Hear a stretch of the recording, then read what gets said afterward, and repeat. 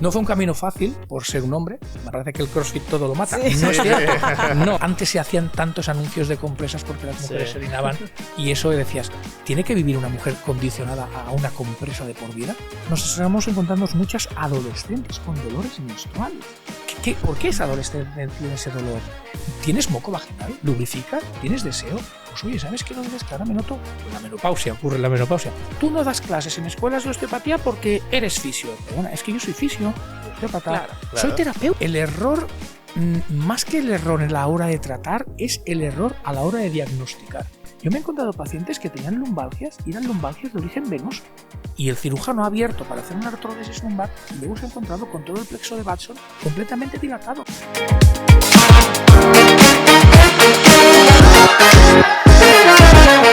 Hola a todos, bienvenidos al Cajón Desastre de la Fisioterapia. Somos Bebe Marqués. Y Gerard Berenguer.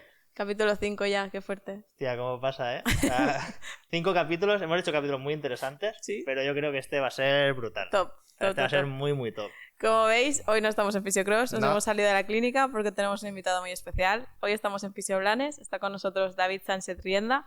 Él es fisioterapeuta y osteópata, especializado en suelo pélvico femenino y masculino. Tiene 30 años de experiencia compaginando clínica y docencia. Es profesor de varias universidades y escuelas de osteopatía por todo el mundo.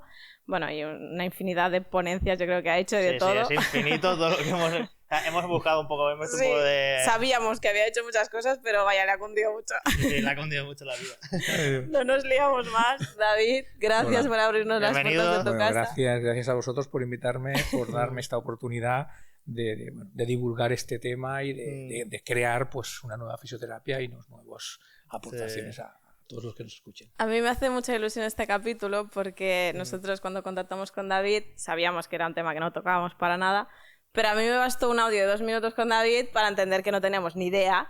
Y no solo nosotros, yo creo que la mayoría de fisios en España, incluso la gente no sabe hasta dónde podemos llevar con la fisioterapia en este ámbito, ¿no? Bueno, es una fisioterapia que es bastante desconocida, ¿no? Que no hay mucha gente. Al final la gente cuando suele salir suele hacer fisio más trauma deportiva, pero como suelo pélvico es complicado. O sea, no hay mucha gente que realmente lo haga.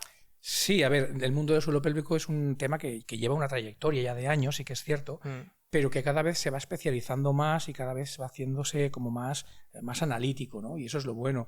Pero aún estamos en una fase en la cual hay mucho mutismo de muchas disfunciones que son desconocidas, porque pensamos que el mundo del suelo pélvico pues es eso, la incontinencia urinaria en la mujer menopáusica o del posparto y el hombre la próstata. Sí. Y de ahí se abre un gran abanico de posibilidades. Total, De eso... otras patologías que se viven totalmente con un mutismo. Me gustaría mucho hablar de esto después, pero así como para empezar me gustaría que nos explicaras un poco brevemente cómo decidiste especializarte, porque si ya ahora es un desconocido hace 30 años... Pues nada, pues hace 30 años que acabé fisioterapia y yo de siempre, pues mi pasión era pues haberme dedicado al mundo de la ginecología. Yo quería ser ginecólogo, quería estudiar medicina, no entré, entonces cuando acabé fisio pues dije, bueno, pues me meto en la fisio en este mundo.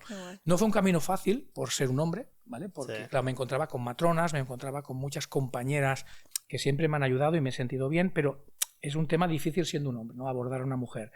Pero a partir de ahí, pues bueno, yo cabezón le seguí dando al tema y es un tema que me sigue apasionando hasta que llegó pues hace pues poquito, quizás unos 10 años, que también dije, oye, llevo muchos años tratando a mujeres, ¿qué pasa con los hombres? ¿Qué nos pasa? Que también tenemos cosas, ¿no? Tenemos lo gran olvidado, ¿no? Y un tema muy tabú para los hombres. Exacto. También. Y entonces, pues ya que estamos en el mundo de la igualdad, al cual defiendo plenamente, pues digo, venga, vamos a meternos. Y ahí fui yo el gran sorprendido porque dije, Dios, pero es que aquí hay mucha cosa a hacer. Entonces digo, va, venga, divulguemos, empecemos a hablar. Cuando te metiste en el masculino, ¿había como personas de referencia en el mundo de la fisioterapia? O sea...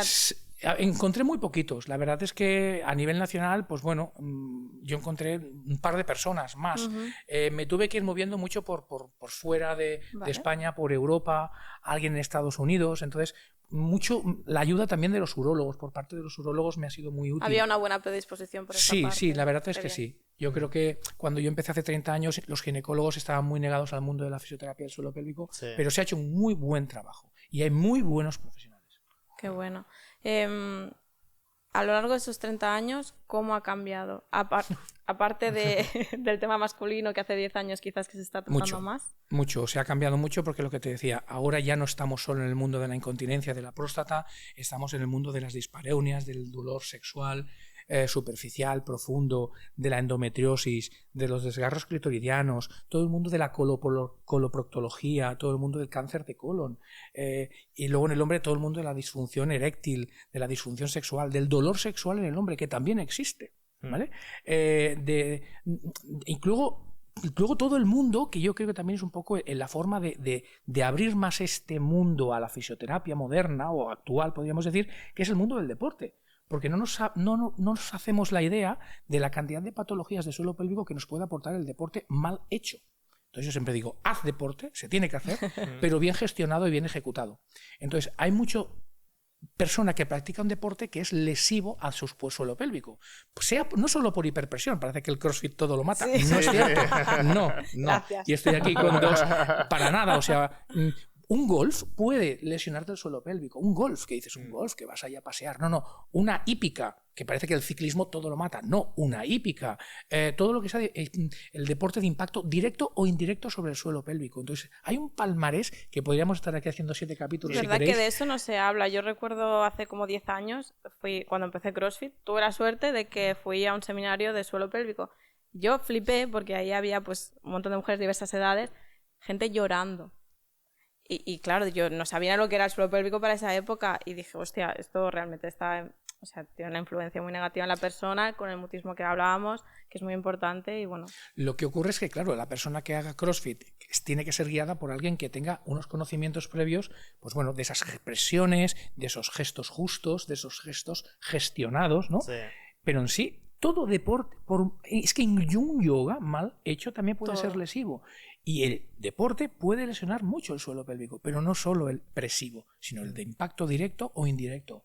Entonces, hay deportes esto se debería incluir en la educación sexual, ¿no? Que totalmente. ¿Y tanto en hombres como en mujeres dirías que influye el deporte a nivel de suelo pélvico? A diferente modo. Evidentemente el CrossFit es mucho más lesivo en las mujeres. ¿Por qué? Sí. Porque la cavidad pélvica de la mujer tiene 3 orificios, uretra, vagina, recto. El hombre tenemos 2, que es recto y uretra, y es uretra perineal, como consecuencia es distal a la membrana perineal. Entonces, el CrossFit podríamos decir, si le decimos que es lesivo, es mucho más lesivo en las mujeres que en el hombre, ¿vale? Ojo, o es diferente, porque en el hombre lo que sí que podría lesionar el CrossFit sería más a nivel de hernias inguinales, todo lo que sea el complejo inguinal, o incluso a nivel lumbar. Pero ya no nos iríamos del concepto del suelo pélvico. Claro. Vale, pero es bastante común y al final lesiones lumbares pueden acabar generando disfunciones. Una hernia inguinal, Sí. O incluso dolores testiculares. Hay hombres que te vienen que dicen, oye, que tengo un varicocele y tengo un dolor glioinguinal testicular cuando tengo una relación sexual. Entonces ahí pues ya tienes que relacionarlo con esa fascia toracolumbar, cómo está ejecutando ese gesto de CrossFit, porque a lo mejor hay una fascia toracolumbar derecha que lo está ejecutando más que el izquierdo, y eso es lo que está comprimiendo esas ramas sensitivas que van al testículo y producen el dolor. ¿Cuándo? Cuando se activa esa bolsa testicular, claro, que es en el momento de la erección y la eyaculación. Entonces, todo ese concepto integrador entre el gesto deportivo y el momento donde aparece la clínica en el hombre es lo que tenemos que unir para luego rehacer o hacer una buena terapia fisioterápica. Sí, es que yo creo que como por ejemplo ella, que en su box de CrossFit hicieron una charla, ¿no?, de suelo pélvico, las charlas de suelo pélvico están encaminadas a mujeres cuando las hacen en centros deportivos. Sí. Y es como solo existe suelo pélvico en la mujer, ¿no? Y claro, y aquí viene ya el problema de que tantos hombres hay hoy en día realmente con problemas en el suelo pélvico, o sea, problemas realmente a nivel sexual. Y al final el tema del tabú que hay también es un problema de los formadores que están haciendo clases de suelo pélvico solo para mujeres. Bueno, el problema es que no hay formadores masculinos que hagan formación de suelo pélvico. Estaba pensando Ese eso, es el problema. Claro. Entonces es un poco lo que tenemos que... Incluso yo meto mucho interés en el hecho de ir a hacer charlas gratuitas, evidentemente, a las universidades para que los nuevos fisios sepan como mínimo que existe esta posibilidad. Entonces, claro, eso es lo que tenemos que divulgar, ¿no? Que el suelo pélvico tiene una gran trayectoria a nivel nacional en el mundo de la mujer. Hay muy buena calidad de fisioterapeutas a nivel nacional, pero en el mundo masculino está ahí. y que sepan que hay un gran palmarés de posibilidades. Y yo cuando me empecé a especializar, ya un poco cansado, no cansado, todavía sigo tratando a mujeres y muy orgulloso, muy contento, cansado no, pero ya un poco diciendo, venga, va, voy a buscar otra alternativa. Cuando me metí en el mundo masculino, yo pensé, el gancho en el cual puedo cogerlo es el deporte. Porque claro, el hombre, tenemos nuestro ego, el ego masculino es la vara de Harry Potter que dice, sí, aquí mantengo yo mi ego masculino, ¿no? Pero el deporte decía, es que es donde tenemos que divulgar la fisioterapia del suelo pélvico masculina, en el deporte. Sí. Porque es donde mayoritariamente se lesiona. No solo es la cirugía prostática, no solo es la cirugía del pudendo, no solo es la caída de culo por una coccigodynia. Hay mucha más lesión producida por el deporte. Y ahí es una buena forma de divulgar el tema del perine masculino. Sí, y que los hombres también tengan la valentía de acudir a un fisio a explicar su problema. Porque he tenido pocos pacientes, pero sí, hace poco tuve un chico que hace CrossFit y vino porque tenía mucho dolor cuando eyaculaba. O sea, entonces, claro, yo le dije, yo no soy especialista en suelo pélvico. Digo, entonces, yo te voy a intentar ayudar en lo que pueda, pero búscate un profesional que se dedica a esto. Pero, hostia, ya que un chico acuda a un fisio por este problema, es como muy claro, heavy hoy en día. A veces, ¿no?, el gran sorprendido es el paciente, porque el paciente a lo mejor te viene diciendo, me duelen las lumbares, y tú rascando la historia clínica, que es lo que muchas veces nos falla, sí, es cuando tú le dices, a ver, te duelen las lumbares. Y entonces tú eres el que tienes que pensar y siempre meter el suelo pélvico como el disturbante o el ocasionante, ¿no? Y cuando miccionas te duele, y después de la eyaculación, y después, oye, pues ¿sabes qué? Sí, pero esto tiene relación. Claro que tiene relación. Entonces, nuestra función es tratar, mejorar esas disfunciones, pero muchas veces educar al paciente. Y ese paciente se lo dirá a otro paciente. Y esa será la cadena de montaje o la cadena de divulgación para que esto... Es lo mismo que pasó con las mujeres. Antes se hacían tantos anuncios de compresas porque las mujeres se orinaban, y eso decías, ¿tiene que vivir una mujer condicionada a una compresa de por vida? No. Pues el hombre tiene que vivir condicionado porque haga ciclismo a un dolor pudendal, o que tenga una neuropraxia del nervio dorsal del pene porque practica ciclismo, o porque tenga disfunción miccional o un goteo posmiccional porque hace un crossfit mal ejecutado. No. Tenemos que tratarlo y tenemos que educar a ese paciente, porque el gran desconocido es el paciente. Sí. El paciente nunca te va a decir, oye, vengo porque me orino, vengo, a no ser que sea un prostático, o vengo porque me duele cuando eyaculo. No, somos nosotros que, ¿te duele la cadera? ¿Te duelen las lumbares? ¿Vemos mucha presión en el abdomen? Vale, entonces nosotros pensar, ¿y qué pasa con ese plato? ¿Qué pasa con esa fascia, con ese planché pélvico? ¿Está sufriendo debido a todo lo que tú me estás diciendo? Entonces, si tenemos los conocimientos, ahí ejecutaremos bien el tratamiento. Bueno, este capítulo nos puede llegar a servir para llegar a todos estos hombres que les da miedo salir, ¿no?, y explicarlo. No, que estamos aquí los fisios, sí, porque... y que no sé, yo siempre digo, yo soy muy llano hablando y siempre les digo, mira, a ver, nos tomamos un café. Si tú quieres, explícame con todo el respeto del mundo. Si te sientes cómodo, yo te voy a dar comodidad para que tú me expliques, pero explícame lo que tú te creas que puede pasarte a nivel de tu vida sexual o de tu día a día o de tu sensación. Entonces, esa empatía en los fisios tenemos que tenerla, porque si creamos un muro, somos los primeros que estamos acotando el tema. Total. Has hablado un poco del paradigma nacional, que había mucho nivel, y también hemos comentado que en cuanto a suelo pélvico masculino habías tenido algunas referencias fuera de España.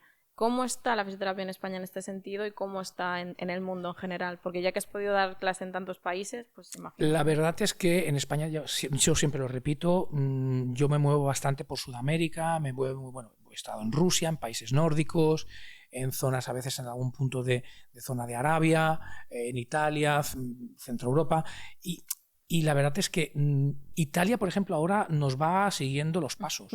Ojo, porque Italia se están poniendo las pilas, pero yo creo que España es muy, muy pionera. Se pensaba, cuando yo empecé fisioterapia en suelo pélvico femenino, pensábamos Francia, es referente a los franceses. ¡Oh! Los franceses eran los mejores en suelo pélvico. Les pasamos un poco, con perdón si alguien me está escuchando, ya les pasamos un poco la mano por la cara, porque tenemos muy buen nivel, y yo creo que tenemos que darle ahí caña para que haya más. Y por ejemplo en Sudamérica empieza a haber muy buen nivel, pero están muy flojitos todavía. México se está empezando a hacer mucha, pero vas allí y hablas de qué es un suelo pélvico y lo desconocen. ¿Qué es? ¿Qué músculos hay en un suelo pélvico y lo desconocen? Entonces, aquí hay muy buen nivel. Falta como hacer ese trabajo de darle valor, ¿no?, a la fisioterapia que hacemos. Sí, y yo siempre digo, es que no es solo fisioterapia del suelo pélvico, es fisioterapia. Si hablamos de la globalidad, es simplemente englobar en nuestra historia clínica el suelo pélvico, conociéndolo. Entonces, yo no soy especialista. Vale, sí, me encanta el suelo pélvico, la ginecología, la urandrología, la coloproctología, pero es que me viene un hombro, me viene una boca, por ejemplo, lo que decía Ina May Gaskin, que es una matrona norteamericana, ¿no? Que dice boca abierta, vagina abierta. Entonces, en el momento del parto, viene un vaginismo, una mujer que nos venga diciendo, oye, yo es que tengo una relación sexual dolorosa al principio, lo que se llama una dispareunia superficial. Pues piensa en Ina May Gaskin, que dice, vagina abierta, boca abierta, vagina abierta. Pues a lo mejor lo primero que tengo que tratar de ese vaginismo es abrirle la boca. Y a lo mejor es un problema de ATM o es un problema de oclusión dental. Y simplemente abriendo todo lo que es el desfiladero de la boca y el desfiladero torácico anterior, libero ya su perine superficial. ¿Por qué? Porque estas mujeres están en un estado de hipersimpaticotonía, de dolor, de miedo en el posparto, o porque ha sido agredida sexualmente, o porque no está a gusto con su pareja actualmente. Entonces, ese cóctel de información y ese cóctel de lo bonito de la fisiología humana es lo que tenemos que englobar. No solo ir, vaginismo, dolor en la relación sexual, isquio cavernoso, bulo esponjoso, lo pincho, le meto una máquina, lo toco. No, porque a lo mejor si esa mujer te está verbalizando ese dolor con rabia, lo primero que tengo que hacer es relajarle su orbicular de los labios y abrirle su ATM. O porque en el momento del parto, si estoy trabajando un periparto, pues a lo mejor si esa mujer está con miedo por parir al desconocimiento del dolor, te va a venir con un estado de hipersimpaticotonía, con boca cerrada. Relaja la cara y luego el periné es hermano gemelo de la cara. Se abrirá de forma sincrónica. Entonces, son esos detalles bonitos, pero que son reales, que yo cuando los leía al principio decía, venga, que esto no es real, que no pasa, ¿no? Tomado, ¿no? ¿Y cuántos pacientes nos vienen con rabia? No, es que me voy a separar, o no, es que he tenido un parto muy malo y estoy cabreada porque yo quería un parto vaginal y me han hecho una cesárea. O hombres que te vienen diciendo, es que no estoy bien con mi pareja y tengo dolor miccional.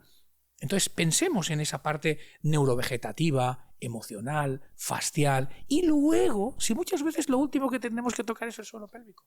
Sí. Entonces es conocer esa integración tanto mecánica como fisiopatológica. Súper interesante, y yo lo comentaba con ella que el tema, todo el sistema nervioso autónomo en el suelo pélvico es súper básico. Gracias por esta aportación, porque y al final creo que hay que tirar mucho por ahí, ¿no? Y sobre todo, ahí podríamos añadir, Gerard, el tema endocrino. El tema del suelo pélvico, no suelo pélvico, ginecológico o urogineandrológico, si metemos hombres y mujeres, lo que nunca podemos olvidar es el sistema hormonal. O sea, no hay un cerebro femenino ni un cerebro masculino. Hay un cerebro que está bañado con diferentes hormonas en diferentes densidades. Estrógenos, progesterona, testosterona, pero todo deriva de lo mismo, de colesterol. Entonces, somos lo mismo bañados con diferentes niveles y gradientes de hormonas que nos hacen ser diferentes. Pero sí somos lo mismo, por eso la igualdad. Yo quería, preguntarte, cómo te has formado en PNI también, saber un poco cómo, o sea, qué ha supuesto para ti, cómo lo has integrado. Un gran cambio. Un gran cambio. Un gran cambio por lo que decía Gerard, ¿no? Por el sistema endocrino, porque cuando te viene un prolapso, una mujer que te orina, pues bueno, es un cistocele, ¿eh? ¿Cómo ha sido ese bebé? ¿Ha sido un bebé macrosómico? ¿Ha sido un bebé muy grandote? ¿Ha sido un bebé que ha desgarrado esa vejiga en el momento del pasaje vaginal y ahora, claro, los ligamentos pubovesicales están dados? Claro, yo a veces pienso, bueno, sí, le hago una radiofrecuencia y le hago un hipopresivo. Eso está genial. Pero es que si ella tiene una mala calidad de tejido conjuntivo, no la voy a recuperar, pero de forma insuficiente. Entonces nunca puedo olvidar la parte neuroendocrina. Es que los fisios estamos muy verdes en claro. esto, ¿no? Sí, entonces, ¿cómo puedo yo mejorar el sistema neuroendocrino? ¿Cómo puedo mejorar yo el sistema conjuntivo y colágeno de esa mujer? Pues ahí ya me tengo que meter con todo el sistema de hormonas, de dieta, de práctica deportiva, porque pensemos que el colágeno un poco son los ladrillos de la pelvis. Entonces, si yo tengo un ladrillo que es blando, pues la pelvis va a ser blanda. Tengo que ser los aminoácidos, las proteínas. Entonces, esto es un sistema integrador y con eso quiero decir que un prolapso, una incontinencia urinaria producida por un prolapso de vejiga o de una histerectomía, no es solo introducir el dedo dentro de una vagina, subir la vagina y hacer una radiofrecuencia y hacer un hipopresivo. Eso está genial. Pero hay más cosas que no se nos pueden pasar para recuperar quizás al 80 o 90% esa disfunción. Porque a veces al 100% desgraciadamente no llegamos. Sí, esto es lo que comentamos en el capítulo anterior, que hablábamos de la formación, de las universidades y tal, que en la carrera de fisioterapia hay varias cosas que están un poco obsoletas, y cosas que se deberían introducir o dar más importancia, y una de ellas sería el sistema nervioso autónomo y el otro la fisiología y la biología del cuerpo. O sea, y el sistema neuroendocrino. La relación entre el sistema neuroendocrino, las hormonas, lo digo desde el punto de vista incluso de la sexualidad. O sea, la erección, ¿qué es? La erección masculina es vasos, arterias y venas, nervios y hormonas. ¿Vale? Es lo que se necesita para una erección. Puede fallar una, puede fallar la otra. Entonces, ¿qué es lo que está fallando? ¿Es una persona hipertensa? ¿Es una persona joven? ¿Es el sistema nervioso autónomo el que está distorsionando esa erección? ¿O es los vasos porque es hipertenso? ¿O es el cortisol que me está disminuyendo la testosterona porque tiene las suprarrenales por las nubes? Entonces, quizás es eso, ¿no? Que en el mundo de la fisioterapia, yo es que creo que tendría que ser una licenciatura de 6 años. Mamá, yo el otro día hacía 5 años mínimo. Bueno, exacto, o eso, ¿no? Pero bueno, no es así, no pasa nada. Por eso yo creo que los frikis, somos un poco frikis todos los fisios, y hay frikis más y hay frikis menos, pero la constante formación tiene que ser indispensable si queremos ser, pues bueno, nuestra función, ayudar a la gente. ¿Y cuál es el principal motivo de consulta que tienes en ese sentido, no? A ver, ¿qué es lo que más te viene? Sí, lo que más viene normalmente siempre es mucho la incontinencia. La incontinencia en la mujer, la incontinencia urinaria, y en el hombre es todo lo que es la próstata, todo lo que es el souvenir prostático, que digo yo, que es todo lo que le queda al hombre después de una cirugía prostática, sea radical normalmente, por un adenocarcinoma maligno, ¿vale? ¿Y qué es el souvenir? ¿Cuál es el pack? Incontinencia urinaria, disfunción eréctil y dolor. Es un pack. Entonces, la incontinencia urinaria o defecatoria en la mujer, en el posparto, y en el hombre ese pack postquirúrgico. Eso es lo que normalmente más acude. Pero nos estamos encontrando con una gran diversidad de patologías que decíamos que se vivían con ese mutismo, pues como podía ser en las mujeres, pues bueno, el vaginismo, el dolor, las dispareunias, lo que es las dismenorreas, el dolor durante la menstruación. Nos estamos encontrando muchas adolescentes con dolores menstruales. Que bueno, claro, va al ginecólogo, claro, y el ginecólogo ¿qué hace? Pues su herramienta, le da un anticonceptivo, ¿no? Pero hay más. Entonces, ¿por qué esa adolescente tiene ese dolor? Nos estamos encontrando con mucho dolor defecatorio. Nos estamos encontrando incluso con problemas de estática pélvica. Y luego en el hombre aún cosas más extrañas que dices, bueno, ¿y esto por qué? En el hombre nos estamos encontrando pues desde pelvis congestivas, cistitis intersticiales, pelvis congestivas que normalmente van a ser el origen del dolor pélvico crónico en el hombre. Y luego ya si nos metemos en el mundo sexual masculino, ojito, porque aquí hay mucha patología. Nos vienen peironiés o priapismos. El peironié es justamente cuando el pene en erección se tuerce a 90 grados, a norte, sur, este, oeste. Que claro, para colgar la toalla cuando sales del gimnasio va muy bien, pero claro, a nivel de sexual, produce una disfunción sexual. ¿Y tiene solución a nivel de fisioterapia? Te tengo que decir que me ha sorprendido, porque yo cuando empecé a tratar priapismos peironiés, pensé, bueno, ¿y qué hago con esto? Entonces, pues bueno, yo que soy un poco frico empecé a pensar, pues bueno, aquí tengo que... Es lo mismo, fijaros que es la lógica, yo creo que al final llegamos a la lógica. No es más que una hipercolagenosis, es lo mismo que cuando tratamos un Dupuytren en la mano. Pues bueno, pues ondas de choque, diatermias combinadas. Entonces iba probando, primero pruebo una cosa, luego pruebo la otra, y os tengo que decir que ha sido una gran sorpresa mía y por parte del paciente, que con 5 sesiones el paciente te viene y te dice, como mínimo, a ver, el pene no lo tengo como antes, a 360 grados, pero como mínimo tengo una relación que no me duele y ya no me sirve solo para aguantar la toalla. Entonces cambia la función sexual. Entonces, peironiés, priapismos, pelvis congestivas en hombres, que dices, pelvis congestivas en hombres, o sea, por un sistema vascular, ¿no? Pues hay muchos casos de este tipo que te vienen, que dices, o incluso la eyaculación precoz, gente que te viene por una eyaculación precoz. Y es lo que decíamos, el paciente lo viene diciéndote, ahora cada vez más, pero ¿voy a ir yo a un fisio por una eyaculación precoz? No, es que es el fisio el que tiene que conocer por qué esa eyaculación precoz. Porque una eyaculación precoz puede ser emocional, por miedo, por inseguridad, porque no estoy bien con esa pareja, porque no me gusta, pero también puede ser física. Porque ¿quién regula la eyaculación? Simpático parasimpático. Entonces ya estamos con lo que decías tú, Gerard. Sistema neurovegetativo. ¿Quién domina? ¿Qué es un problema? ¿No tienes erección y tienes eyaculación? ¿Tienes una eyaculación con fuerza o con poca fuerza? Porque entonces ya depende del suelo pélvico. Entonces, ahí hay un gran palmarés de posibilidades de rascar en la historia clínica para saber qué es lo que tengo que tratar. O a veces incluso personas jóvenes que se hacen pues una circuncisión, se hacen o tienen una fimosis y se deciden de operar, pues a lo mejor adolescentes o con 20 años, y en el momento que tienen sus primeras relaciones sexuales les aparece una eyaculación precoz o retardada. Por hipersensibilidad. Y justo, porque ha cambiado la sensibilidad de ese glande. ¿Y quién inerva el glande? El nervio dorsal del pene, que es una rama terminal del pudendo. Fijaros si tenemos ahí ya, solo con eso, agujeros sacros, S1, S2, que S1 es más nervio, o sea, pene, es micción, es defecación, son sacroilíacas, ilioinguinales, iliohipogástricos, nervios dorsales del pene, pinchar por debajo o meter técnicas por la parte más retrotesticular. Ahí aparece ya un montón de herramientas terapéuticas, pero lo importante es el diagnóstico diferencial y llegar a saber y a entender el por qué está sucediendo esa disfunción sexual masculina. Igual en la femenina. Por ejemplo, mujeres que te vienen con desgarros clitoridianos, que te dicen, oye, he parido y me duele en la relación sexual. Vale, tú empiezas a pensar, ¿cuándo te duele? ¿Lubrificas? Sí, yo tengo deseo y lubrifico. Vale, vamos bien. Neurovegetativa, vamos bien. Vale.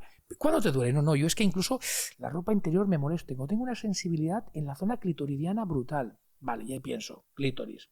¿Cómo fue el parto? No, fue muy malo. Fue un bebé de 4,5 kilos. Además fue instrumentado. Ya, entonces palpo. Miro como que a lo mejor que el isquio cavernoso de derecho está completamente fibrosado porque ha sido desgarrado en el momento de ese parto. Entonces que estamos ante un desgarro clitoridiano que está produciendo un dolor en el momento de la penetración al inicio. Disparé a una superficial, ya no es profunda. Vale. Son esos criterios diferenciadores, porque si una mujer, lo mismo, la lubrificación es otra herramienta, otra pregunta que dices, ¿para qué a veces son cosas que yo siempre les digo a los pacientes, te voy a lanzar una pregunta muy íntima. Estás en el derecho de no contestarme si no quieres, porque no podemos invadir. Claro, puede haber una inversión, el paciente se puede sentir muy invadido por una pregunta así. Entonces, si no, tú ya lo ves en la cara del paciente. Entonces, ¿tú tienes moco vaginal? ¿Lubrificas? ¿Tienes deseo? Pues oye, ¿sabes qué lo dices? Que ahora me noto la menopausia, ocurre la menopausia, que tengo menos moco, claro, tengo menos moco, estoy más seca vaginalmente y claro, entonces tengo dolor. Pero tenemos que pensar, pero es que ese moco vaginal, aparte de las glándulas de Bartolino y todo esto, ¿de dónde procede? Procede del plexo venoso pélvico. Es un transudado en la vagina de todo el sistema fluídico y venoso de la pelvis. Tenemos agujeros sacros, tenemos troncos, todo lo que son charnelas para tratar, tenemos bajar todo ese estado de hipersimpaticotonía, porque la hipersimpaticotonía lo que hace es una vasoconstricción, y aumentar el parasimpático que hace una vasodilatación. Pues juguemos con las herramientas manuales o de máquinas o de lo que queramos. Sí, bueno, por suerte hoy en día tenemos muchas herramientas para trabajar. Ahí está, lo bueno es que luego es elegir la herramienta que tú te encuentres más cómodo, o sea la que sea. Sí, pero el problema es eso, ese diagnóstico, esa historia clínica, yo siempre digo, tenemos que ser sabuesos del paciente y sacar una lupa y mirar con lupa o jugar. Yo a veces le digo al paciente, vamos a jugar a las cartas, te voy a echar las cartas. Vamos a poner las cartas encima de la mesa y vamos a ser sinceros, sacamos un café, quieres un agua, quieres un té, y vamos a hablar, vamos a crear ese ambiente cómodo. ¿Por qué? Porque el tema del suelo pélvico es un tema delicado. Entonces tenemos que tratarlo con mucho respeto, con mucha educación y sobre todo siempre y cuando veamos que el paciente está predispuesto a ser tratado, tocado, ojo, invadido, con un consentimiento informado y sobre todo con mucho respeto, tisular, verbal, mirando a la cara y siendo empáticos. Eso es básico para el suelo pélvico. No es lo mismo trabajar en el suelo pélvico que un hombro, que una rodilla. O si el paciente es un pudendo de un ciclista, no lo voy a tratar igual si es un pudendo de una persona que trabaja en un banco, que está sedentario y que es muy tímido. Sí. Eso también tenemos que modularlo. Es otra modulación que tenemos que hacerlo a nivel visual, manual, verbal y visual, sobre todo visual. Hemos hablado un poco de aparatología, ¿no? Y a mí me gustaría saber un poco cómo habéis integrado la fisio avanzada en vuestra clínica, porque yo me quedé embarazada y yo quería buscar un centro que trabajaran en fisio avanzada en Barcelona y yo no encontré nada. Y yo me daba contra la pared porque no entendía nada. Mira, yo la verdad es que tuve la gran suerte de encontrar este mundo. yo vengo de un mundo de la fisioterapia, de la osteopatía. A mí siempre me ha encantado trabajar con las manos. Y bueno, pues conocí a diferentes compañeros, pues los puedo citar: José Manuel Sánchez, Luis Baños, Jesús Segura, Javi de Coria, que fueron un poco a Carolina Sebastián, que fueron un poco los que me introdujeron y me decían: oye, vente a nuestra secta, ¿no? y esto pues no hace tanto, la verdad es que no hace tanto. Y luego la verdad es que tuve la suerte de conoceros a vosotros en Fisiocross. Y la verdad es que entre el grupo primero que he citado y el grupo vosotros, pues la verdad es que ha sido un antes y un después. Y eso sí que, no solo para mí, sino para Fisioblanes en global, para todos nuestros compañeros, ha sido un antes y un después. Y la forma más bonita y más grata en la cual nos hemos dado cuenta es la afluencia de pacientes que hemos tenido a raíz que hemos empezado a trabajar con máquinas, o con máquinas, con fisioterapia avanzada. O sea, yo, que era un negado a esto, era más mi mujer, que bueno, ya la conoceréis, que era más en la parte empresarial, yo soy más clínico, yo que esto vale muy caro, que no. Y bueno, le hice caso y tengo que agradecérselo evidentemente, porque ha sido un antes y un después, tanto en la rapidez de acción como en la gente, que yo decía, pero ¿cómo puede ser que ahora la gente te llame y te diga: oye, aquello que me pusiste, aquella máquina, repítemela, porque ha sido brutal el cambio? Entonces, donde yo no llegaba con mis manos, y estoy hablando, centrándome incluso en el suelo pélvico, ahora con todas las ayudas de la fisioterapia avanzada es brutal. ¿Cuál dirías que es la patología que tú has notado más cambio en el tratamiento? Sobre todo el dolor. El dolor. ¿Vale? Bueno, es que te podría decir dolor. Dolor, incontinencia. En la incontinencia es brutal. En vejiga hiperactiva. En vejiga hiperactiva, por ejemplo, en lo que hablábamos, ¿no? de esas vejigas hiperactivas que hay, o la neuromodulación del tibial posterior, que hay mucha evidencia en el cual mejor percutánea, transcutánea. Entonces decimos, pues sí, ahí hemos visto que no hay tantos cambios entre una percutánea y una transcutánea. Lo que ha cambiado ha sido no irte solo al tibial posterior, sino añadir a distancia esas herramientas. Trabajar desde el sacro, trabajar desde las charnelas a nivel del sistema nervioso neurovegetativo, irte, por ejemplo, a la charnela de 12L1, trabajar los agujeros sacro, trabajar el ilio inguinal, el ilio hipogástrico, neuromodular la vejiga por delante, meter un campo de mecanotransducción, por ejemplo, en la vejiga delante, en la vejiga, y luego hacer tibial posterior. Entonces, el tibial posterior funciona, porque funciona súper bien siempre y cuando lo hagas con las frecuencias y con los tempos adecuados. Pero al añadirle todas estas herramientas es donde he visto el cambio. Sí. En rapidez y en acción. Tú, David, yo tengo un pensamiento que nunca lo he expresado así en público. A ver qué sale. A ver qué dice. Yo cuando me pongo así salen cosas. Ojo. Tú que vienes, o sea, eres docente de osteopatía también, o sea, sí. Eres osteópata, yo también, que yo estudié en la escuela que tú estabas de profesor. ¿No te recuerda como la fisioterapia avanzada a una osteopatía moderna? O sea, como una osteopatía avanzada realmente, más que una fisioterapia avanzada. A ver, esto que voy a decir puede causar algún conflicto, pero bueno, yo con 54 años ya los conflictos ya me los gestiono. Y yo tengo 36 y me dan igual. Por eso. Entonces, yo siempre he dicho, estudié fisioterapia, amaba yo amaba la medicina, luego tuve que amar y amo la fisioterapia, luego amé y amo la osteopatía. Pero yo siempre he dicho que es que todo es compatible. Entonces yo cuando estudiaba osteopatía decía, ¿pero por qué no se hacen unos estudios que sean fisioterapia y osteopatía juntos? Por Dios. Porque serían la hostia. Sería la hostia. Hablando mal, sería la hostia. Sí, es que sería tan bonito. Entonces, claro, yo ahí, esto que lo expresé en su momento a diferentes compañeros, creé unas disputas y creé unas guerras. Es que hay una lucha. Hay una lucha. Entonces llega un momento que dije, mire, ni chicha ni limonada, ni una anécdota. Yo soy terapeuta y hago lo que me aparece. Entonces empecé a trabajar así. Y es como, de verdad es que como me siento más cómodo.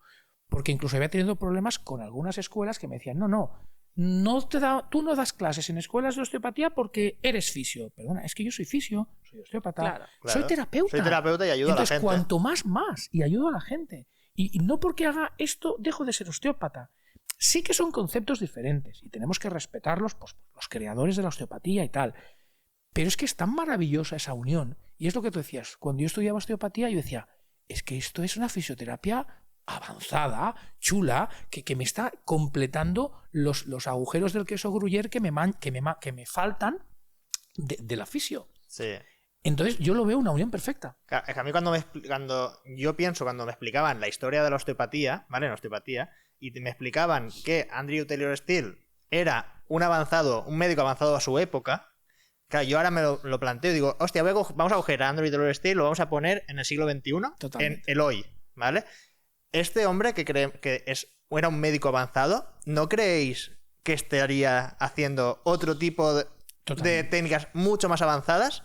Hostia, pues ¿por qué nos anclamos tanto a lo que él dijo cuando realmente él ya era muy avanzado y sus 4 principios, los 4 principios de la osteopatía, se siguen usando y siguen siendo... O sea, ojalá que todos los fisios estuviesen presentes. Totalmente. Porque con eso tiraríamos a los pacientes todos adelante. Totalmente. Hostia, ¿no creéis que, por ejemplo, pues decidiría él, hostia, hay una fisioterapia avanzada? Totalmente. Pues vamos a coger y vamos a practicarla, ¿no? También. Totalmente de acuerdo. Entonces, me parece como un poco raro, ¿no? Que no avancemos todos juntos. Incluso iría, un poco así haciendo un poco de mención, iría incluso más allá. Yo a veces he pensado, ¿por qué no la fisioterapia podría ser una especialidad de medicina? Hacer medicina y después de un MIR que hubiera una terapia física, como en Estados Unidos. Que, claro, ahí habría la guerra con los médicos rehabilitadores, ¿no? Pero bueno, ahí nos vamos a otros temas. Pero es que da tanto de sí lo que estamos haciendo y creo que lo estamos haciendo muy bien. Eso es lo bueno. Entonces, pues bueno, quizás nosotros no lo veamos, pero si nuestros hijos de algunos estudian fisio, pues a lo mejor, igual, sí. A lo mejor estaría chulo. A lo mejor estaría bien. Tú que das tantas formaciones a fisioterapeutas, ¿cuál crees que es el mayor error o en qué suele pecar la gente a la hora de tratar este tipo de disfunciones? Yo creo que el error, más que el error en la hora de tratar, es el error a la hora de diagnosticar. Siempre el diagnóstico. Es que la base. Yo cuando he dado clases en diferentes universidades, o de fisios o de osteopatía, o a veces hablo con compañeros, le digo, mira, es que le estoy haciendo esto, le pongo esta máquina, le hago esto, le hago esta técnica, y le digo, ¿pero qué tiene? Pues tiene dolor en la cadera, ¿vale? ¿Y por qué? Yo siempre he sido, de pequeño siempre era el porqué, era el niño del porqué. Y hoy día, muchas veces en la vida siempre te preguntas, ¿pero por qué me está pasando esto? Entonces yo siempre digo, ¿por qué le está doliendo al paciente eso? Cuando tú luego estás viendo una radiografía, un TAC, que no hay nada. Y eso ocurre del día a día. Sí. Entonces, siempre hay una causa. Hay un porqué, sea más emocional, sea postural, sea físico, sea disruptor de zonas distales a la zona lesionada o álgica. Entonces, el porqué, o sea, es lo que nos falla. El diagnóstico clínico, el diagnóstico diferencial. ¿Y por qué nos falla? Porque nos faltan herramientas de conocimientos de fisiopatología humana. Total. Yo creo que nos tendríamos que, si en la carrera se da un nivel, nosotros, como frikis, tendríamos que leer artículos médicos y hablar con médicos y compartir con médicos y que nos enseñen y irnos a ver cirugías y ir a hacer disecciones in vivo de cadáver fresco y integrar la anatomía, pues lo que decíamos, ¿no? De la osteopatía, si es que todo es un poco lo mismo. Sí. Pero lo que nos falta es el criterio, el saber esa fisiopatología, el porqué de ese dolor. Entonces, cuando entendamos del porqué tiene esa persona el dolor, sí, una hernia discal. ¿Pero dónde está? ¿Por qué? ¿Qué nervio? Eso es un tema así más facilitos. Pero te vienen dolores, lo típico, ¿no? El dolor pélvico crónico, si nos centramos en el suelo pélvico. Sí. Dolor pélvico, que a mí no me gusta la palabra crónico. En el hombre hay un montón. Y dices, dolor pélvico. ¿Le añado crónico o no? Bueno, jugamos. Pero, por ejemplo, el origen del dolor pélvico, crónico o no crónico en el hombre, muchas veces son las prostatitis abactéricas. Entonces, si me viene un dolor, o la pelvis congestiva por lo que os decía de un trastorno vascular. Entonces, ¿no se nos pasa por la cabeza de que puede tener una prostatitis abactérica y ese hombre se está haciendo un montón de analíticas y no hay ninguna Escherichia coli presente? El hombre está bien, simplemente es una prostatitis que se inflama. ¿Pero por qué se inflama? Intestino, ahí entraríamos con el mundo de la PNI. ¿Por qué se está inflamando abactéricamente esa próstata que se está engrosando y está comprimiendo todos los nervios erectores y está comprimiendo todo el plexo sacro y está produciendo un dolor? Esa es la cadena de montaje que tenemos que hacer. Y entonces eso es lo que nos falta. O en el sistema vascular. Me ha empezado a doler aquí, detrás de los testículos, no practico bici, no hago crossfit, no hago... Pero me duele. ¿Y qué te pasa? Pues mira cómo está su diafragma. ¿Tienes varices? ¿Tienes hemorroides? No. ¿Tienes varicoceles? No. ¿Tienes hemorroides? Pues no. Yo me he encontrado pacientes que tenían lumbalgias y eran lumbalgias de origen venoso. Y el cirujano ha abierto para hacer una artrodesis lumbar y luego se ha encontrado con todo el plexo de Batson completamente dilatado. Y era el que producía esa compresión del plexo lumbar, que producía la lumbalgia mecánica. ¿Cuál es el criterio diferenciador? ¿Cuándo le duele a ese hombre o a esa mujer? ¿Cuando está estirado o cuando está de pie? No, yo en la cama estoy fatal. Lumbalgia venosa. No, yo me camino, voy a hacer deporte, estoy súper bien. Lumbalgia mecánica. Perdón, quito el criterio venoso y si le duele con la mecánica es mecánica. Pero si le duele con el reposo es venoso. ¿A dónde derivo? Pues bueno, una flebo. Hacemos una flebo, hacemos un estudio de flebo, miramos, entonces ya a lo mejor yo puedo utilizar unas herramientas, pero tengo que ir de la mano de un médico. Eso es lo que tenemos. Estoy totalmente de acuerdo con eso, pero también es un tema que me frustra mucho, porque yo te puedo escuchar y digo, ostras, es que es verdad, tú escuchas este razonamiento y todo tiene mucha lógica, pero luego piensas, ¿cuánto conocimiento me falta para llegar a eso? ¿Cuánta experiencia? ¿Cuánto todo? Eso se llega. Con ganas se llega. A ver, si yo creo que si tú amas tu profesión... ¿Y cuántas cosas se escapan, ¿no? En consulta que no podemos... Pero ¿por qué? Yo tengo compañeros que estudiaron conmigo en la carrera y siguen trabajando pues en el mismo sitio y siguen haciendo lo mismo y no se han formado nunca. Ya. Yo creo que la fisioterapia es una carrera, es unos estudios que están en constante evolución y por suerte creo que es muy positivo para nosotros. Pero tienes que tener muchas ganas de hacer esa evolución. Yo con 54 años me apunté a vuestros cursos y me apuntaré a más, porque es que sí, nunca paras de aprender, nunca finalizas de aprender. Y ojo, tenemos que aprender mucho de los médicos, tenemos que empatizar con los médicos. Sí. En mi campo, por ejemplo, había siempre la guerra. Fisio de suelo pélvico, el gine y la comadrona era una guerra. No, hablemos con las comadronas. Y aprendamos, hagamos un diálogo recíproco, hagamos un feedback y aprendamos entre todos, porque nadie sabe más que nadie. No. Yo sé de una cosa, tú sabes de otra, lo compartimos y ya está. No, y nadie le va a nutrirse de médicos. O sea, es lo que yo comentaba en el segundo capítulo, que le dimos importancia a los médicos. O sea, porque al final hablábamos de la guerra esta fisiomédicos. Hostia, los médicos los tenemos que tener con nosotros porque Totalmente. saben un montón. O sea, y hay que acercarse a ellos. Ellos saben nutrir, medicina. Claro, y nos tenemos que nutrir de eso también. Y tenemos que preguntar, oye, mira, tengo un caso, ¿tú cómo lo ves? Es que, claro, me encuentro perdido, ayúdame, écheme una mano al diagnóstico y luego para yo tratarlo mejor. Y la verdad es que te puedes encontrar, como en todos, también te encuentras fisios que son más eclipsados y médicos eclipsados, pero te encuentras médicos maravillosos que están predispuestos a hablar contigo. Y no es un problema de profesión, sino es un problema personal ya de su propio carácter. Sí, 100%. O sea que tenemos que seguir formándonos todos. Y Totalmente. ella tiene eso, ¿no? De como, es que me falta mucho por saber, pero es que eso lo vas a tener toda la vida. O sea, al final. Incluso los médicos. Por ejemplo, yo conozco traumatólogos que hablando con ellos me dicen, oye, mira, que le he hecho una ecografía y digo, mira, ¿quieres mirarte tú la ecografía? Y me dice, es que yo no sé hacer una ecografía. Digo, a ver, yo sé un poquito, yo no sé mucho, yo sé un poquito, ¿eh? Pero es que no tengo ni idea. Entonces, y ellos dicen, hostia, pues me gustaría saber. O sea, es que todo el mundo y nunca acabas de aprender. No, siempre hay mil cosas para aprender. Entonces, es tener ganas, tener energía, que te siga vibrando tu profesión como el primer día. Y yo siento que voy para atrás. Bueno, pues es una etapa. Luego vuelves. Luego todos tenemos etapas de ascensos, descensos. Esto es como cuando vas en bici, ¿no? O sea, subida.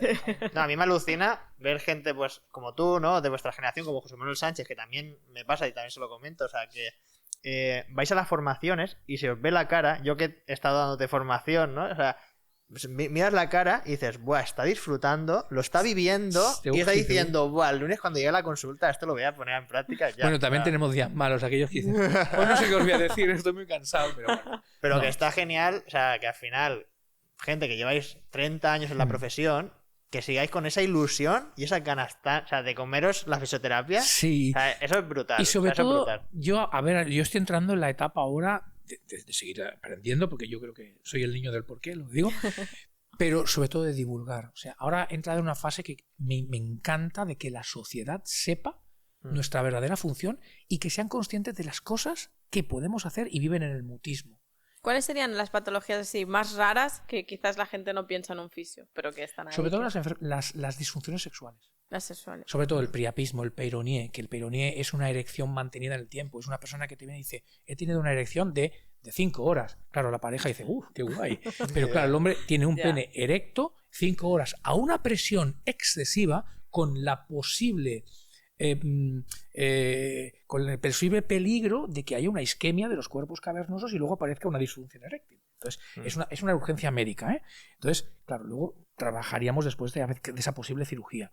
Entonces, por ejemplo, un priapismo, un peironier, los dolores miccionales, dolores en la micción, el goteo posmiccional en no un paciente prostático, un mal vaciado vesical en no un paciente prostático, que sea diferente. Paciente joven que te dice, oye, que voy al lavabo y que voy a orinar, me subo la ropa interior y luego, ¡pum!, goteo. Eso es un goteo posmiccional, es un mal vaciado vesical y el disruptor es el suelo pélvico. O dolores o migrañas poscoitales. Ojo, migrañas poscoitales que dices, y eso no te lo viene diciendo. Oye, es que yo tengo una erección, tengo una eyaculación, tengo una relación sexual y se me coge un dolor de cabeza, pero brutal, después de tener una relación sexual. Eso el paciente no te lo explica. Eso normalmente pasa antes, ¿no? Eso pasa antes que es cuando... Oye, la aspirina, ¿no? Pero migrañas poscoitales existen y normalmente están asociadas ¿a qué? A estados de hipersimpaticotonía. ¿Y por qué? Porque en el momento de la erección y la eyaculación tú necesitas una potencia de acción muscular del isquio cavernoso y bulbo esponjoso muy potente y hay una atracción de membranas de tensión recíproca y todo eso lleva a la base del cráneo. Siempre que haya una migraña poscoital masculina, se tiene que, lo que decíamos, descartar que no haya una patología vascular cerebral. Aneurismas. Si no hay eso, causa mecánica. Entonces, pero la causa mecánica, o por ejemplo, después de un whiplash, después de un latigazo cervical, puede aparecer una migraña poscoital masculina. Me duelen las cervicales. Entonces, eres tú el que tienes que saberlo y decirle al paciente, vale, te voy a hacer una pregunta un poco sensible. Desde que tuviste ese latigazo cervical, ¿has notado que tengas algún dolor de cabeza después de una relación sexual? Y el paciente, claro, hace así, dice. O otros te dicen, hostia, ¿sabes qué me pasa? ¿Pero eso tiene relación? Y dices, pues claro. Entonces se lo explicas y dices, eso es lo que me pasa. Entonces, es que tú lo sepas. O sea, el paciente viene con la duda y tú tienes que tener las cajas de herramientas repletas de herramientas o de cosas para tú darle la solución y la integración. Entonces, la migraña poscoital también sería algo muy, muy, muy extraño. En las mujeres el desgarro clitoridiano también es algo que disrupciona mucho la vida sexual y no es un vaginismo. ¿Estos casos os vienen directamente a vosotros, derivados de... ¿Han pasado ya por médico? A ver, normalmente, claro, la mujer en el posparto, pues bueno, tiene sus visitas de control del propio ginecólogo, luego pasa con comadrona. Hay comadronas muy formadas que ya se lo intuyen y te lo derivan, otras no lo saben. De ahí también sería un buen diálogo entre las comadronas y los fisios. Y luego llegan a ti. ¿Llegan a ti cómo? ¿Cómo llegan expresando eso? No puedo tener una relación sexual. Vale. ¿Por qué? ¿Por dolor? ¿Por miedo? ¿Por sequedad vaginal? No, dolor. ¿Cómo es el dolor? ¿Es un dolor irritante? ¿Es un dolorente? ¿Es un urente? ¿Es una alodinia? ¿Es un dolor exagerado? No, la ropa interior me exagera. Entonces tú vas con un bastoncillo estos de las orejas, tocas, tengo una alodinia, tengo ahí una exageración del dolor. Entonces, claro, tú ahí palpas el clítoris, miras si es una rama del clítoris que duele más que la otra, lo visualizas, miras el movimiento involuntario del clítoris que igual que existe en el pene, que ecográficamente se puede ver. Eso lo aporto, que está súper chulo. Sí. Entonces, ahí te das cuenta que ha habido un desgarro y el desgarro ha producido una fibrosis. O incluso, perdón, que ahora de una cosa me viene otra. Ese desgarro clitoridiano se trata, porque a la larga va a producir un dolor en la relación sexual y va a producir un vaginismo o va a producir una dispareunia superficial. Y otra cosa también extraña, que ha sido lo que ahora me ha venido en la mente, es la ruptura de pene. ¿Os haríais cruces? Cuando la secretaria flipa, cuando coge el teléfono y dice, no, vengo porque he tenido una lesión en el pene. Y ellos te dicen lesión. Claro, tú cuando viene el paciente, ¿qué te ha pasado? Hostia, no, pues mira, iba en bici, he tenido un golpe en la bici, se me ha ido de lado y tal, o en el caballo, o en una práctica sexual. Tenía una práctica sexual, no había una buena erección, el pene estaba medio flácido, he apretado demasiado y ¡paf! He notado como un dolor importante, además ha salido un hematoma en el pene. Eso es una ruptura fibrilar. Sería una ruptura de fibras, ¿no? Con una ruptura de fibras, lo único que es una ruptura de esas fibras que envuelven los cuerpos cavernosos del pene, que son los responsables de la erección.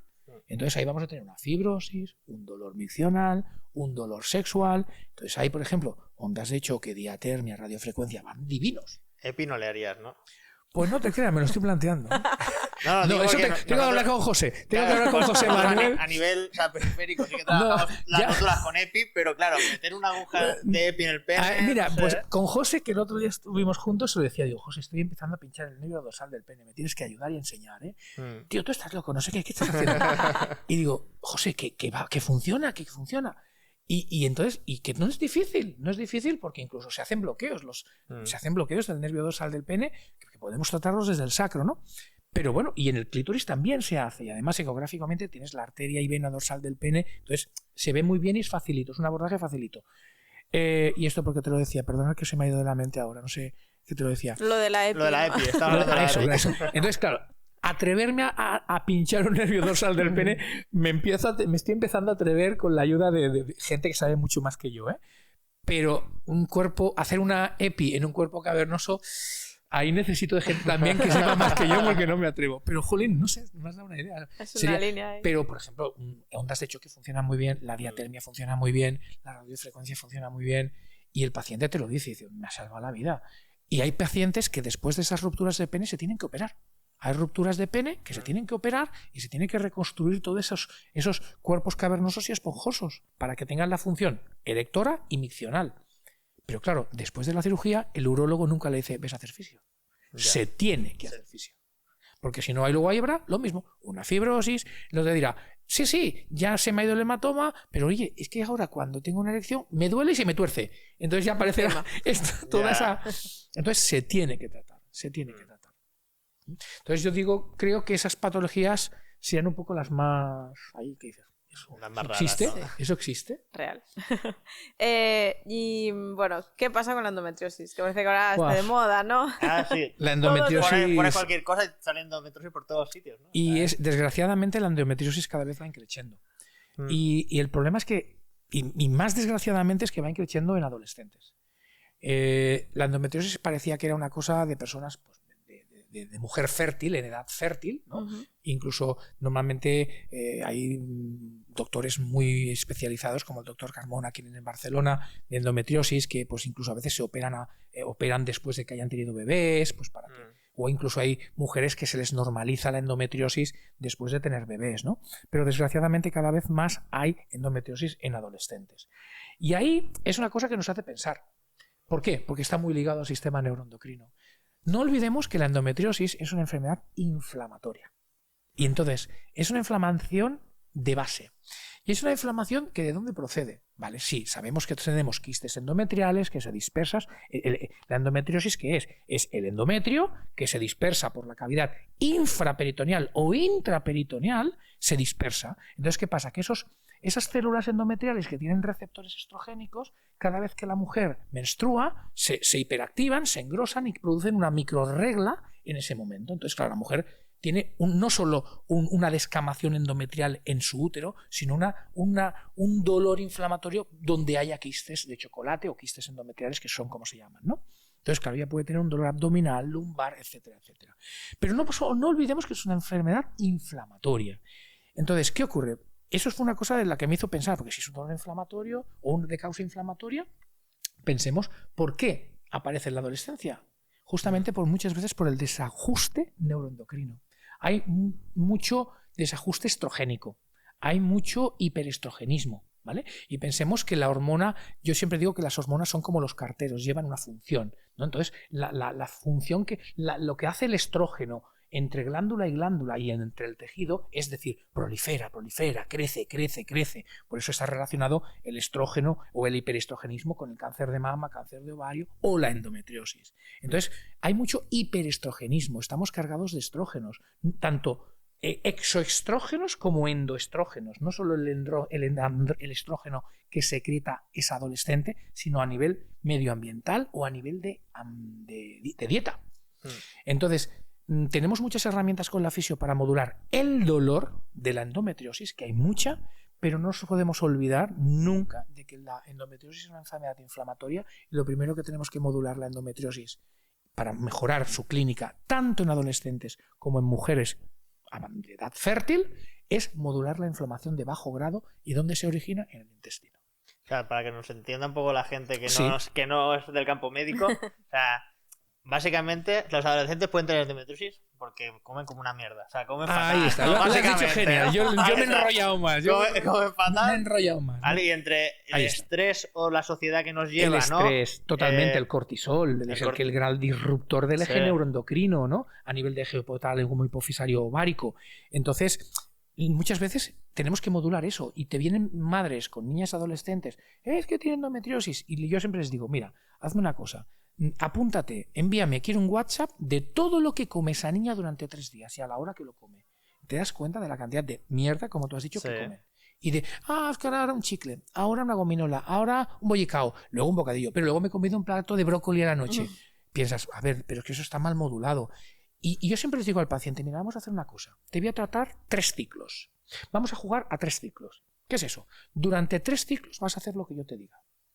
Yo te voy a tratar para el dolor, te voy a tratar la clínica de esa endometriosis, pero vamos a tener que añadir otras cosas, que es la dieta y la modulación de ese desajuste que tienes endocrino. Y durante 3 reglas no vas a hacer esto, o no vas a comer esto, no vas a probar esto, vas a comer a estas horas, les marco unas pautas. Y te sorprendes. Y ellas mismas, siendo adolescentes, que es una edad difícil, se sorprenden cuando dicen, oye, ¿sabes qué?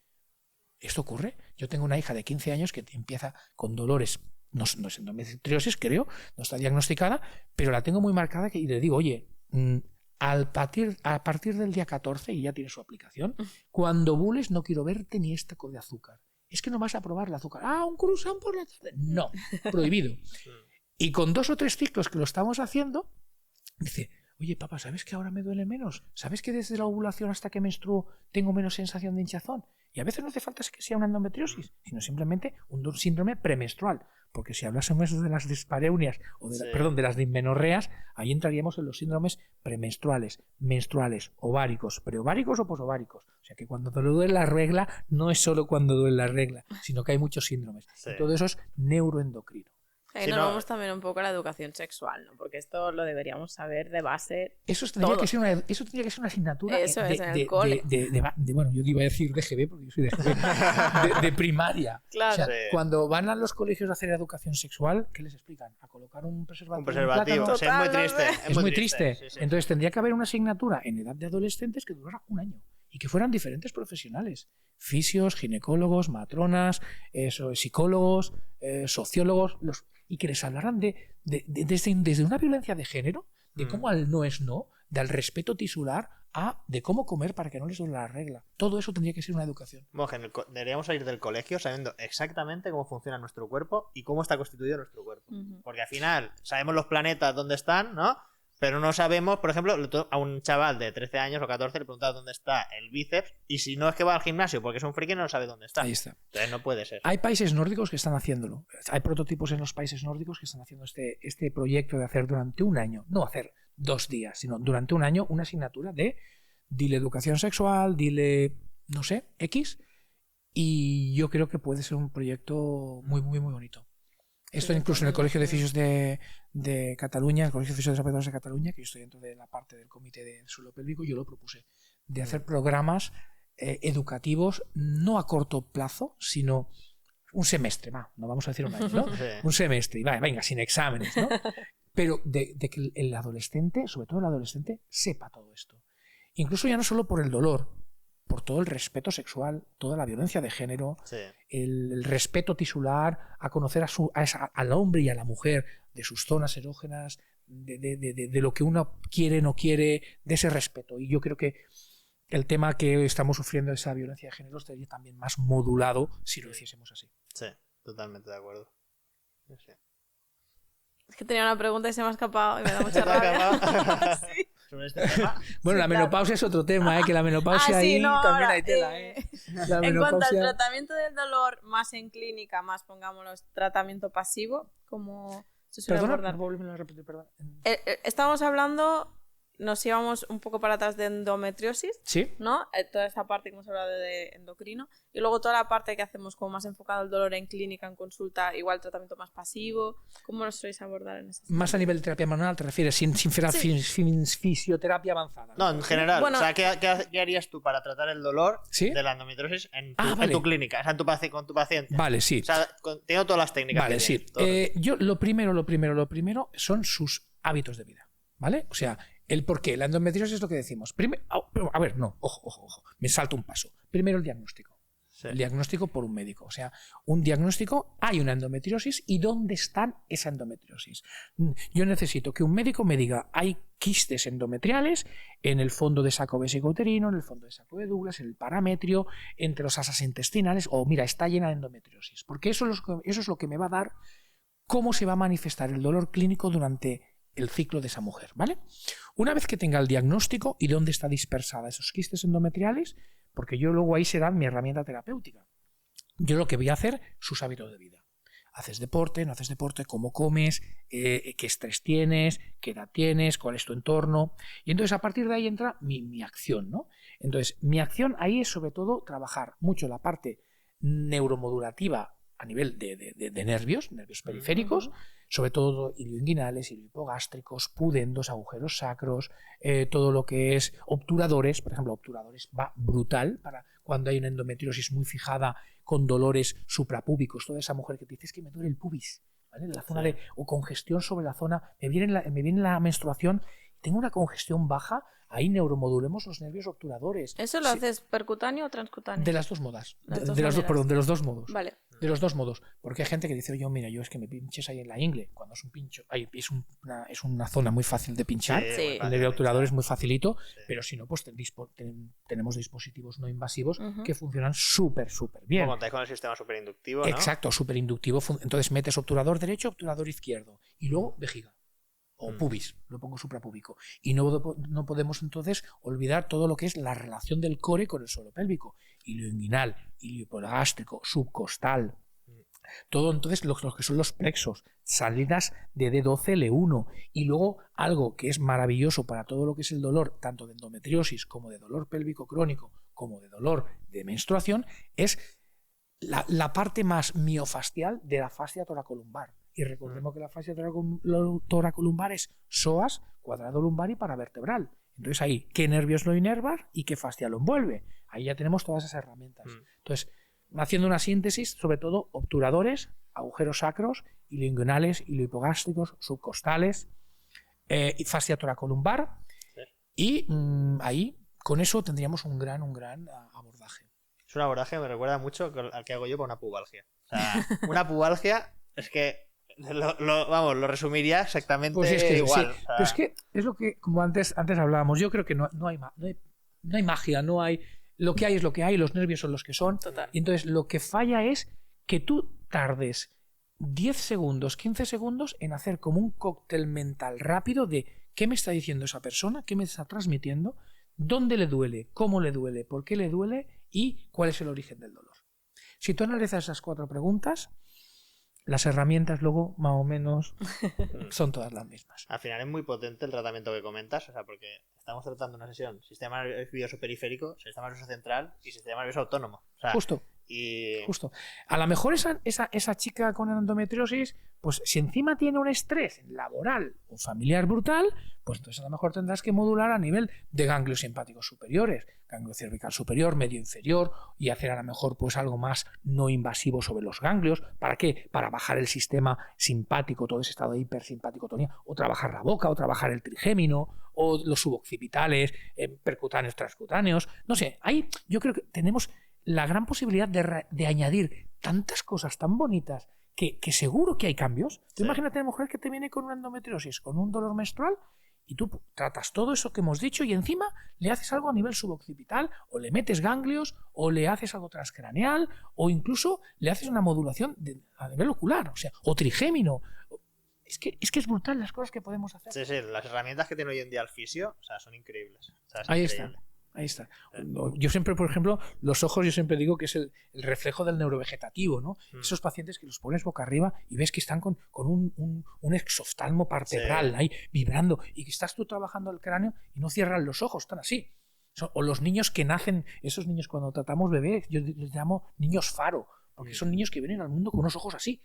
Son niños que van a ser hipercinéticos, son hipersimpaticotónicos. Es como un caballo desbocado. Tú coge las riendas y frénalos. Pues los pacientes igual. Si tú ves que un paciente que se estira y te está hablando y te está comiendo con la mirada, frena. O el paciente que no le pesa la cabeza, ¿no? Ahí está. Entonces, el lenguaje corporal, es una herramienta que también me gusta mucho mirar a la cara de la gente, cómo ríe, cómo vive, cómo le brillan sus ojos, cómo es su nivel energético en ese momento. No todo el mundo tenemos la vida hay veces que estamos muy arriba y hay veces que estamos muy abajo, y eso es modular. Y no somos conscientes a veces del poder de la palabra a nivel modulativo, y somos profesionales los fisioterapeutas de la empatía.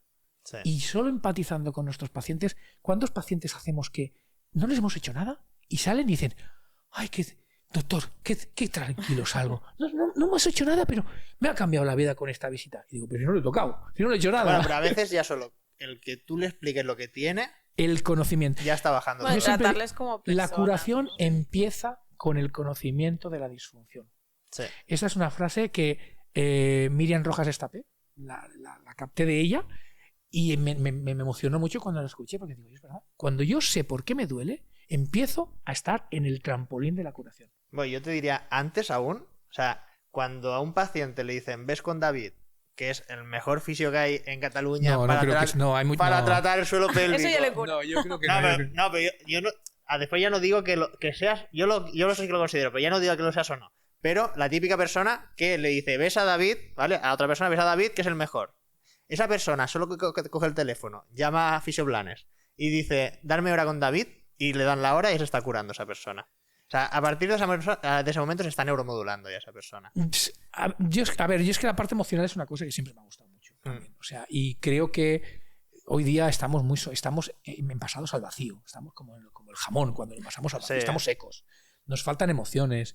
Nos faltan a veces, pues eso, somos gente de tocarnos, pero claro, con todo el tema de la sensibilidad que hay, pues no sé, un abrazo. Hay gente que te está pidiendo eso, que lo escuches, claro, que lo mires, que te pueda vomitar su problema. Y cuando hablamos de suelo pélvico, hay gente, pues bueno, que es eso, a lo mejor es un problema de que tiene de pareja, no sabe cómo hacerlos, no sabe cómo dejar a su pareja porque ya se ha muerto el amor, y tiene un vaginismo. Y tú, por mucho que le pongas agujas en esa zona, como yo digo, el problema, vete con el bombero o vete con el del quinto, porque se tira el vaginismo. Se tira el vaginismo seguro. Entonces, tenemos que ser un poco como Harry Potter con esa varita y descubrir esa zona mágica de las emociones, que si las dejamos de banda, es como hacer un cóctel perfecto con las dosis perfectas de esas zonas que nos pueden disturbar y dar esos problemas. Sí. Totalmente. Tendríamos que ir cerrando. Yo no cerraría, yo estaría escuchando a David horas y horas. Yo me encanta, yo disfruto. O sea. Quería preguntarte, así como para cerrar un poco el capítulo, si tuvieses que decir una formación que tú creas que ha sido clave en tu clínica, que te ha marcado un antes y un después, ¿cuál sería? Mira, yo ha habido dos formaciones en mi vida que me han cambiado la vida, ¿vale? La primera fue con Caroline Stone, ¿vale? Es una osteópata, no sé si la conoces, Gerard. Sí. Yo, Caroline Stone, siempre lo digo, cuando yo empiezo un curso de ginecología, yo siempre digo que mi monje o mi